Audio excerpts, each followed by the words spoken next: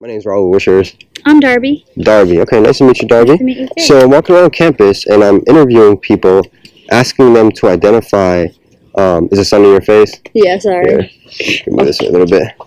Asking them to identify some belief you hold to, and I want to interview you concerning how you arrived at that belief, the methods that you use to arrive at that belief, and have you walk me through the process of your thinking. Oh, okay. Yeah. So, does that sound good? Sure. I'm gonna go checking my thoughts. It's a Monday morning. It's right. So I'm like, okay. Well, I'm Catholic. Okay. I was raised Catholic when I was born. My dad was always raised Catholic. My mom was Lutheran, and she converted to be Catholic. I was just always raised that way. I just always thought that way. I didn't never doubt. I mean, I had times where I was like, well, is there something else? But I never really swayed. I just believed in my God. Okay. My whole dad's family's all Catholic. I mean, I don't know. I'm trying to think about it now. Well, maybe we can simplify it. I try to center the interview on some belief, some easily stated belief. So you say you're Catholic. Is maybe we can go with the belief God exists. Is that kind of simple enough of a statement that you would agree with? Yes. Okay, so we'll work with that. Maybe we can start with this. Why do you believe in this statement? Why do you hold your belief that God exists? I just feel it in my own heart that there's something bigger that people necessarily don't always understand. I believe that there was definitely some science involved because that is that way, but I believe that God made science so then people could understand that the earth was created, that time evolves, that people have evolved. I believed in that. So you but do. I believe that God did it. Yes. Okay. So it sounds like you accept things like evolution and an old universe and stuff like that, but you just think God set everything up in the beginning. And why do you believe that?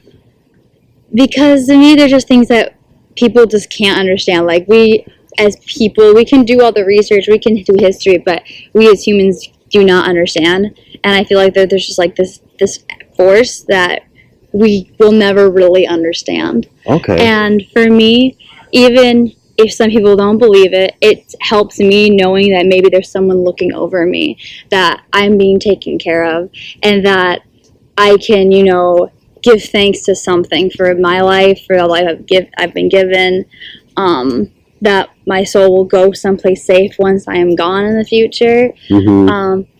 It just helps me also feel connected and reassured and feeling more safe.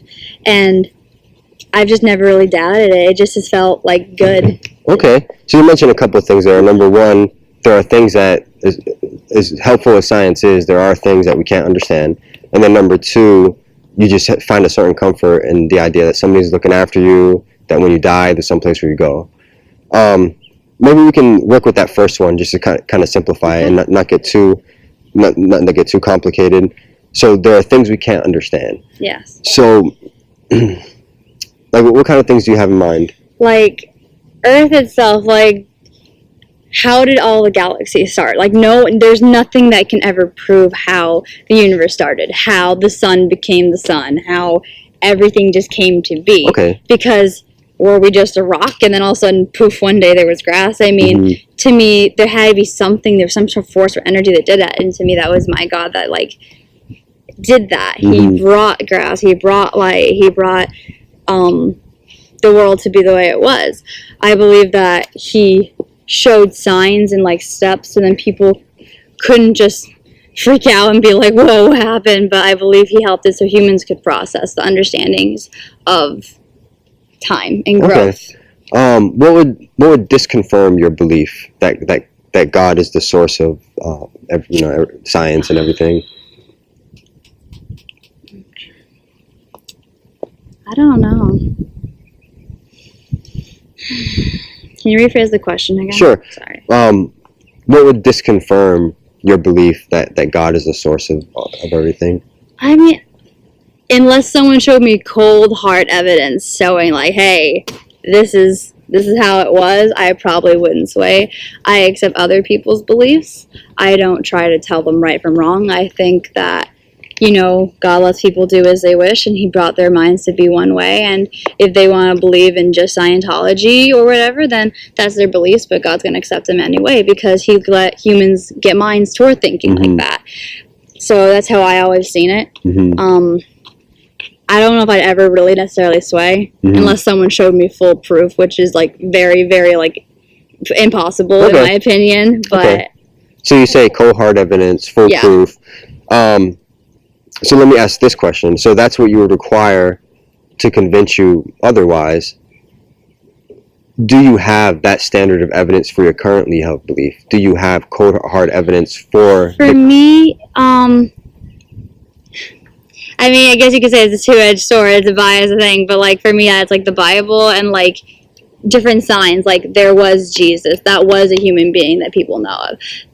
And I mean, I don't know. That's a really like deep question to think of philosophically. Like, why do you believe that? But just to me, I never like doubted it. Like I know when I pray, like I'd ask for like good, or I'd ask for like like I need help or something. I would usually get a response like sooner. Like to me, God, led me here because I'm from Arizona. Like I was going throughout the country trying to find schools on where to go because I did auditioning for our theater department, and I was like, okay, I don't know where to go. And when I came here, it was all these little signs that just felt good to me. I was like, okay, I think this is my sign of God telling me I need to come here. Because it just, like, I live in Martin Hall. My great uncle was named Martin, who went missing MIA in World War II, who was a very impactful person in my life. A coloring calendar had like a bunch of like seashells and like the like conch shell that this school has the logo of, and it was only in August when school started. Like those are like little symbols that I was like, what? Like I just noticed coming here now, but I learned now my uncle has a house in Dustin. I'm like, okay, I didn't know we even had a house in Florida. Like all these little things to me that were like clear signs of God saying, hey, this is where you need to be. Everything will fall into place. Okay. Just. Is it possible? So you mentioned you things like. You never doubted it. You prayed, got a response. You had certain signs like, things like moving into that hall, Martin Hall, and the conch shell and stuff like that. Is it possible that all these things could have happened, and yet God not exist? People could say that. I mean, there could just be like the coincidence of it, but for me, no. Okay. I wouldn't say I believe that. Someone else could say they feel that way. And I could be like, there is a possibility, you're right, because I can't say there is full cold proof of a God, because that's the same thing as saying there isn't a God, though. So that's what I guess I would do. So you said it could be coincidence, but you don't think. But in my heart, no, I don't believe it's just a coincidence. How do you determine? What method do you use to determine whether it is coincidence or it's God? How do you tell the difference between coincidence and God to verify your belief that it's God? To me, coincidence are things that are irrelevant, not really important. Like, oh, I saw that person yesterday. I see them today. 3 weeks later, oh, I saw that person again. Like, those to me are not really like relevant unless it's like a continual thing, like the same person like every day. To me, that's more than coincidence. That could be God working. Or it could be coincidence. I don't know. It's like just something I feel in my heart, I guess I'd say. Like, I can't explain that. Yeah. I'm sorry. I'm not really helping that sense, I guess. So, I'm guessing you have a pretty high degree of certainty of your belief that God exists. Given the fact that it's not something that you admitted you can, like, prove, that you something that you don't have cold, hard evidence for, how do you justify your... what I'm guessing is a high degree of certainty? Okay, I'm trying to think. Can you rephrase that question one more time? Well, let's start with this. On a scale of 0 to 100, how would you rate your level of certainty, with 100% being like absolute no doubt in my mind certainty and 0 being 0 certainty? 98. Okay, so it's high. Yeah. How do you justify your 98% certainty in light of the fact that you admitted not having cold hard evidence for... It's just something I feel. I can't explain it other than what I feel. Okay. That's all I can say. So you feel that God exists. You feel that it's the God of the Bible. is it possible that somebody could feel otherwise? Yes. For instance, if somebody grew up in Saudi Arabia, okay, and they went to a school in Saudi Arabia, is it possible that they would say something to the effect of, you know what, I just feel that Allah is the one true God and that Muhammad is his prophet, because how else would I be here? And they might name and they would say, I just feel it. But of course they were raised Muslim, and it makes sense why they might be predispositioned to feel that Allah exists. Is that possible? That somebody can be mistaken about their feelings? No, I say that it could be very possible. I mean, I don't know the Quran. I can't say that they're right or they're wrong, because they also don't know, my God, they don't know Jesus Christ. They don't know really the Bible, because, like me, they were raised one way of thinking. I don't really want to say that, like, their God and our God is the same, but I do think there is one huge overlying energy force that is almost across the board to most religions. And that could be just like my personal thinking in a way, but I like to think that all the cultures and all the religions did come from one main source at one point. So I wouldn't say that they're incorrect. I mean, I wouldn't say that, hey, I believe that, but I wouldn't say, well, you're wrong, because that's their belief. It's what their way of thinking is. Okay. How do you determine whether, you admitted that somebody can have a feeling that something is true, yet they still be wrong. How do you determine that somebody is wrong about their feelings, that they are mistaken about what they feel? God. I do not know how to answer that. That is a question. How to determine someone's wrong about their feelings? I don't know how to answer that. I really don't. I guess. Oh my God. I'm drawing a blank on that answer for you today. Okay. I'm sorry. That's all right. I mean, I ask because you say you just feel that your belief is true. And so I'm wondering how you would put your belief to the test, and how you might determine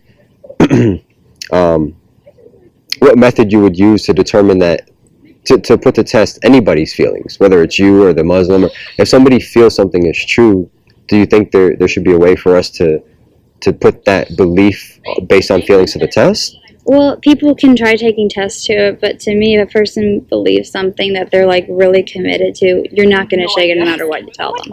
Like, you could say that the sky was once purple, but I'm going to say, okay, well, in my world, God always made the sky blue. Yeah. It's just going to be how it's going to be for me, and that's just how my mentality of thinking. And I've looked at other cultures and other religions saying, is Catholic like the main religion that I've considered? But it's my thinking still, and I wouldn't say it was forceful. Like, it wasn't like a really strict household where like some families are super like strict on the religion, but it wasn't a household where it was like a go try anything, go figure out your life kind of thing. I mean, it was a balanced household, and I would just say that that's the way I think.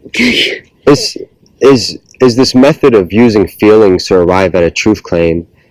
It almost sounds like it's immune to criticism. Somebody can make a truth claim, and if they appeal to feelings, there's really nothing you can do to convince them otherwise. Is that? That's accurate? what I would say, because people are going to believe what they're going to believe. Okay. I mean, unless you really want to try to get into a full confrontation, it's never going to change, though. Like, a Jewish person's always going to say one thing versus a Christian, because their beliefs are just slightly different.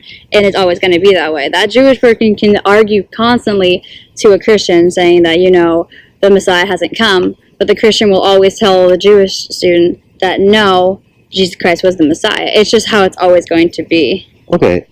Is there any belief that this method of using your feelings can't lead to? Is there anything that can't be arrived at using the same method of, well, I feel it's true? Can you repeat the question one more time, please? Yeah, well, it seems like somebody can use this method of feelings to arrive at anything, to arrive at any number of conclusions, whether it's the Bible is the God of the Bible is the one true God, or the God of the Quran is the one true God. It seems like you can use feelings to almost arrive at anything you kind of want. I'm just wondering, well, first of all, is that the case? Am I accurately understanding you when you talk about the Yeah, I say so, yes. Okay, so how do you think that reflects upon the reliability of this method of using feelings to arrive at a truth claim if it can lead you anywhere? It could lead you, but for me, my God is going to lead me in the right direction. So I'm not going to think that he's going to lead me astray. I know for my beliefs, there's like the devil, there's the bad voice in the head that can sometimes lure you off the path. But I always feel that God is leading me in the right direction. He lets me decide on what I want to do. If I don't want to listen, if I don't want to take the right path, that is mine. He will always have a door for me to take the right path. It just depends on what I take or not. So. Okay. All right, Darby. Thanks a lot. No problem. Thanks for bearing with me. Of course. I appreciate it.